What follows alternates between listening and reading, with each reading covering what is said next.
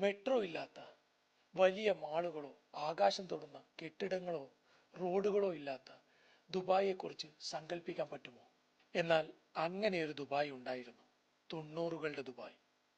കറാമയിലെ ചെറിയ മുറികൾ, ദേരയിലെ പഴയ കെട്ടിടങ്ങൾ, ബർദുബയിലെ തിരക്കേറിയ ഇടവഴികൾ.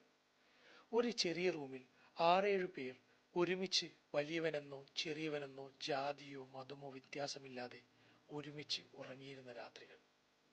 ഇന്ന് ദുബൈയെ കാണുന്ന പുതിയ തലമുറക്ക് ഇതൊരു അവസരങ്ങളുടെ നഗരമാണ്. പക്ഷേ പഴയ മലയാളികൾക്ക് അതൊരു ജീവിത കഥയായിരുന്നു. മണൽ മാത്രം നിറഞ്ഞ സ്ഥലത്ത് വീടും നാടും വിട്ടു വന്നവർ. വലിയ ശമ്പളമോ സൗകര്യങ്ങളോ ഇല്ല. പകൽ ജോലി, രാത്രി ഒരു വലിയ സ്വപ്നം. നാട്ടിലുള്ള കുടുംബം നല്ല രീതിയിൽ ജീവിക്കണം.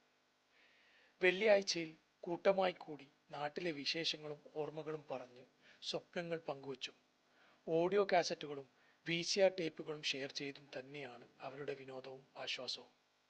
ഈ നഗരത്തിന്റെ ഇന്നത്തെ വളർച്ചയിൽ അവരുടെ വിയർപ്പുകളും കഥകളും ഇന്നും ഒളിഞ്ഞിരിക്കുന്നു.